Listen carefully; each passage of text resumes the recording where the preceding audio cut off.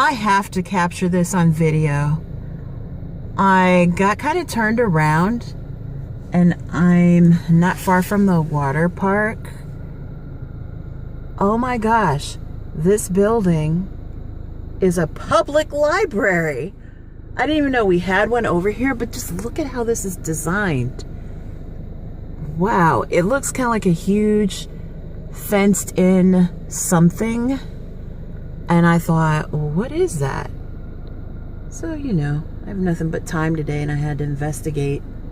That's what I'm saying. Life is too short not to enjoy, not to discover new things, not to change some things in your life.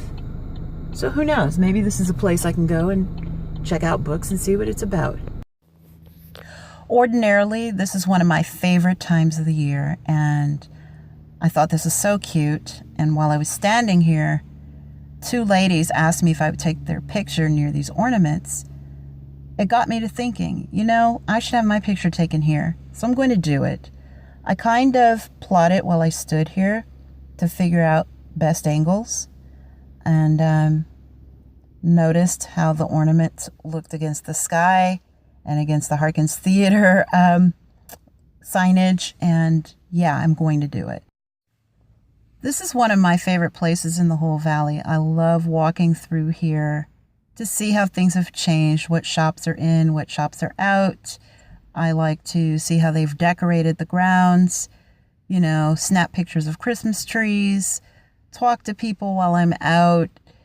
It's just really almost like a small little town within the megalopolis that the greater Phoenix area is. I just thought the red and gold against this tree was so beautiful and wanted to capture that. And just wanted to spend some time to myself before returning back to the house. And there's no problem with that. You know, part of grieving is knowing when you need time alone. And the coffee shop that I normally go to is decorated up. I just loved it. It just looks so quaint, almost like a Christmas card. And the person that did this, or persons, I thought they did a good job. It made you want to come. It was warm and inviting, and I just enjoyed myself. One of the things I want to remember in the loss of my brother is I don't want to lose myself along with him. And I don't want to lose my family and my friends in the loss of him. I want to let go of the pain, because God doesn't give us pain. I read this somewhere. He doesn't give us pain. He allows us to go through experiences and challenges, and we assign the challenging emotion to that. So when we're ready to let go of the pain and the grief, we can let go and let God. Trust Him to handle the situation and to stand in the gap of the person who's no longer there. So that's what I'm choosing to do. And I'm choosing to smile rather than to cry most of the time. I'm choosing to honor his memory by making the most out of every day. Every day that I have, my plan, my strategy, my goal is to make the most of that day and to live my life to the utmost, because you don't know when it's going to end. You know it is going to end though, and you want to have a beautiful, fantastic life. Is it going to be worry-free? No. Is it going to be stress-free? No. Is it going to be grief-free? No. But the one thing about having sibling grief is this.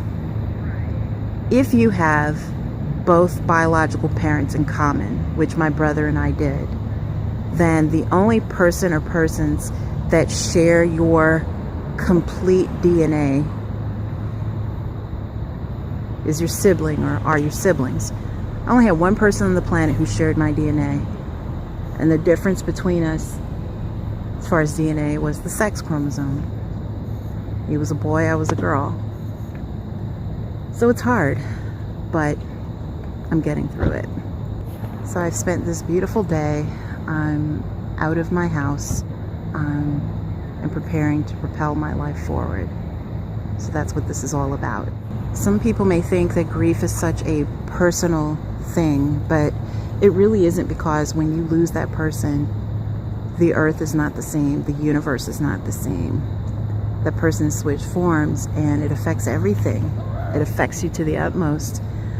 And I think it's worth sharing how it's affecting you and offering some help and some hope for people that are going through the same thing. So loss is really hard, especially around the holidays. You can choose to either live it up, or you can choose to go down into a black hole, an abyss. And I've been clawing my way out of the abyss this whole month, and doing that through grief counseling and journaling. And, you know, instead of 100% leaning into isolation, which I did the first couple of weeks, I'm going to be honest, for the most part, I've clawed myself out. And I would advise that. You don't want to be alone. You want to be around people who love and support you. If you don't have anyone, find someone. There are all kinds of support groups out there in churches, synagogues, other houses of worship, and just in local communities. If you're in a fairly large city, you can find a group to be of support to you. So don't grieve alone.